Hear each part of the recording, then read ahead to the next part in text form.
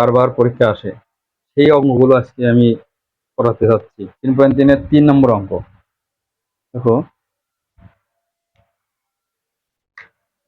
3.3-এর এই নবম দশম শ্রেণীর 3.3-এর 3 নম্বর। যে অঙ্কগুলো খুবই গুরুত্বপূর্ণ বা খুবই ইম্পর্টেন্ট, সেই অঙ্কগুলোই এখন আমি করাবো। 27 স্কোয়ার। দেখো এই অঙ্কটা ঘুরাই দেই, অনেক সময় ঘুরাই দিই, ঘুরানো অঙ্ক পরে করাবো, মানে ঘুরাই দিলেও পারবা, নিয়মটাই শুধু জানতে হবে। ঠিক আছে, এই অঙ্কটা খুবই সহজ। a⁴ - 27 a স্কয়ার প্লাস 1, এই উৎপাদকটা কিভাবে করবো? দেখো আমার উৎপাদকের আগের যেসব ক্লাস দেওয়া ছিল সেখানে কিন্তু বলা ছিল, অষ্টম শ্রেণীর ক্লাসগুলো বিশেষ করে, যে উৎপাদক করার জন্য তিনটা নিয়ম দিছিলাম। কি?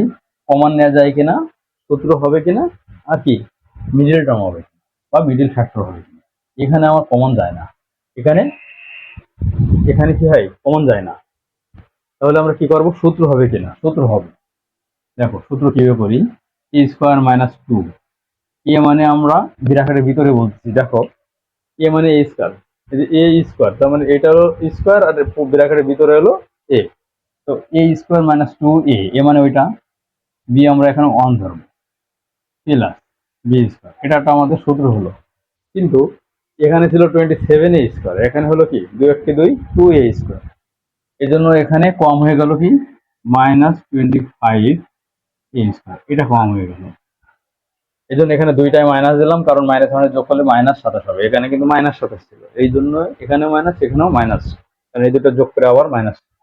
ঠিক আছে, দেখো এটা আমাদের একটা সূত্র পড়েছে, তাই না, a - b হোল স্কয়ার। আর এটা দেখো একটু এইভাবে করা যায়, এইভাবে করা যায়, কারণ এখানে গুণ আকারে আছে, গুণ আকারে থাকলে পাওয়ারটা উপরে উঠাই দেওয়া যাবে।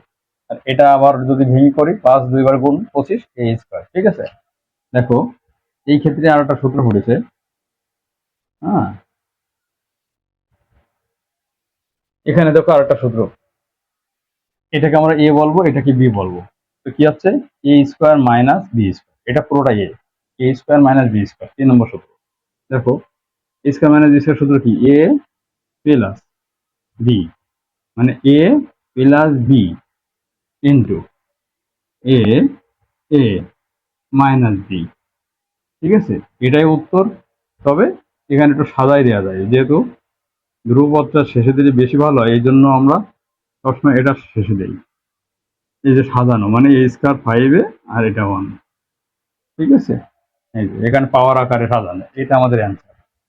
এভাবে আমরা করে দিই।